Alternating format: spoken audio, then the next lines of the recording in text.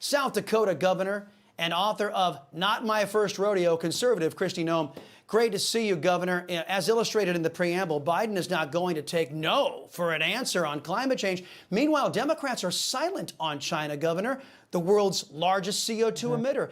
Doesn't this prove in your mind that their real agenda is to destroy the U.S. economy and not to save our planet? Well, it certainly isn't putting America first.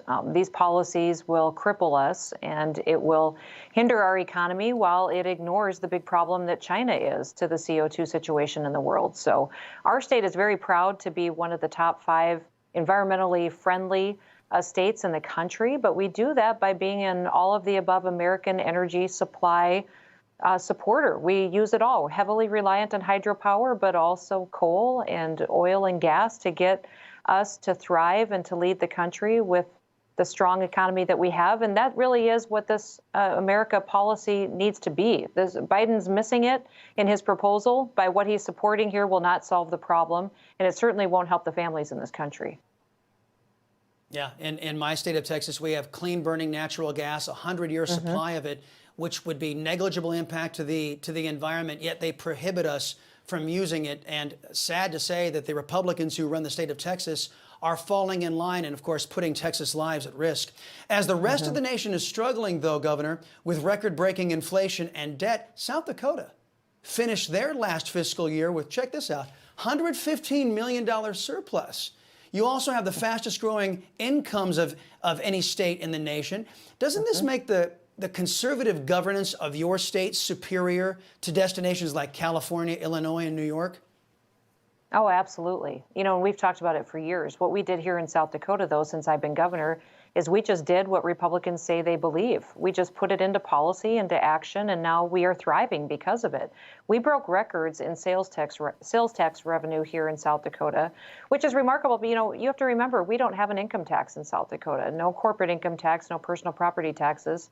Largely, it's a sales tax at 4.5% that helps fund state government, and we broke records with an over 12% increase in sales tax revenue over the last calendar year. And at the same time, when governments were growing, grabbing power here in South Dakota, we tightened our belt and we spent millions below what was budgeted by the legislature last year because of my direction to them to be thrifty and wise, recognizing that Joe Biden was very detrimental for our country and we'd be dealing with federal policies. So we're set up for success. Wow. I'll continue to defend my people in the state against a lot of what Biden's doing by driving this inflation and interest rates higher and higher. South Dakota's in a good spot considering the situation we're facing nationally. Wow.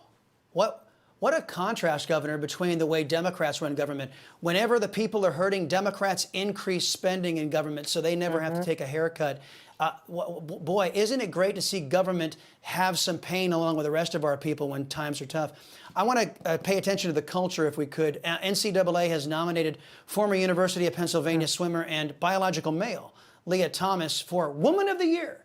Now, Governor, how can Democrats claim to be the party of women when they believe a man is the best woman for the job? Yeah, you know, it's such an unfair issue right now, and what they're embracing is so extreme. You know, the Woman of the Year should be a biological woman. We fought for this years ago with Title IX. I've continued to defend it for many, many years now. In fact, years ago when I was serving in Congress, I fought to protect the state of rodeo from this agenda. They started with something that they felt nobody would notice, but we fought back and got them to back off. Now they're going after every single competitive sport.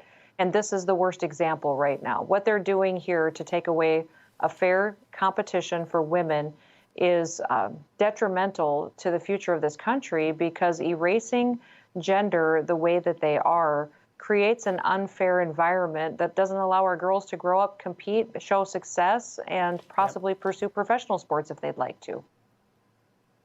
That is so well put. Look, I want to give you a hat tip for pulling out of an NPR-sponsored debate because you've acknowledged their left-wing bias, and I think your template ought to be the template for every Republican. Stop making it a 2-to-1 contest in debates. But I want to talk about your book, Not My First Rodeo. Talks about your ranch upbringing and how it taught you to lead. What do you hope folks take away from this story?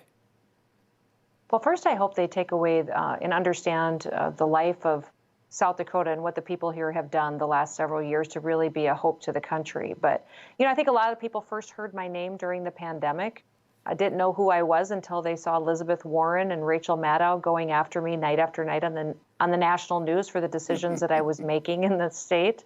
But, South Dakota's thriving, and I hope that by reading this book, they not only understand me a little bit better, but if they understand the way I grew up, the values I was taught from my family, the work ethic, and really what is the backbone of this country, and that's the American West. I think they'll have a better perspective of why we need to continue to preserve this country and a lot of the foundation that we've been given as this generation. I got to tell you, Governor, when Pocahontas and Maddow are attacking you, you're doing it right. Governor Kristi Noem, appreciate the time as always here on the Salcedo Show. Come back again soon.